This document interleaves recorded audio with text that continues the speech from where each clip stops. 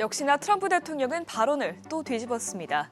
트럼프가 보통 발표를 부정한다는 튜나 트레이드가 이번에도 나타난 건데요.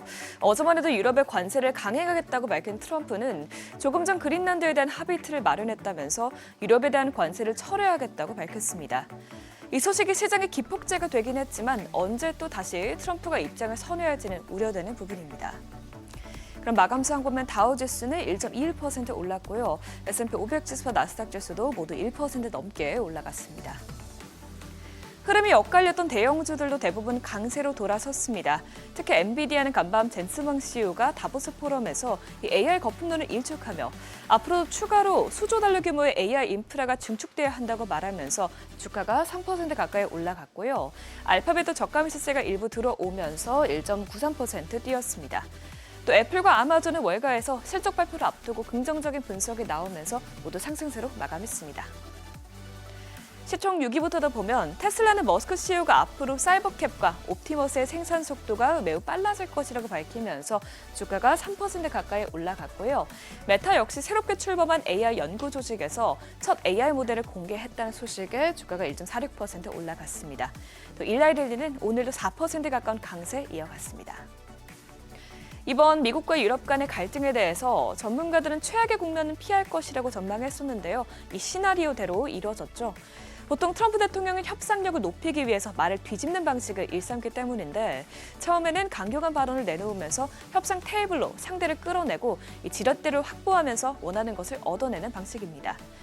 이번에도 트럼프 대통령은 유럽의 관세 부과를 강행하겠다고 한 지 며칠 되지 않아서 곧바로 나토와 그린란드의 향후 지위와 관련해서 협상틀을 마련했다고 밝혀 이 관세를 철회하겠다고 번복했습니다.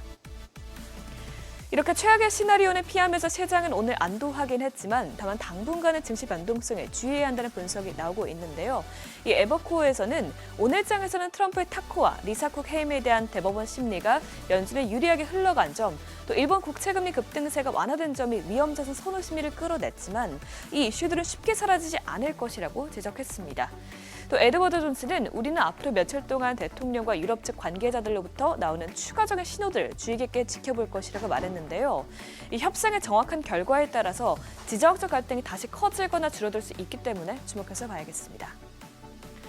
그래도 시장의 낙관론은 계속해서 이어지고 있습니다. 전문가들은 견조한 기업 실적을 기반으로 주식시장의 상승 기반은 견고해 보인다고 언급하고 있는데요. 현재까지 블룸버그 인텔리전스에 집계한 데이터에 따르면 S&P 500 기업의 약 81%가 4분기 실적에서 시장 예상치를 상회했고요. 이는 5년 평균치와 10년 평균치보다 높은 수준입니다. 국채금리는 지정학적 갈등이 완화되고 전날 급등했던 일본 국채금리도 다시 급발락하면서 하락 전환했습니다.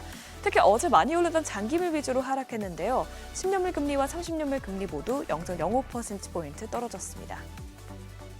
4,800달러까지 치솟았던 금값은 빠르게 상승폭을 줄였습니다.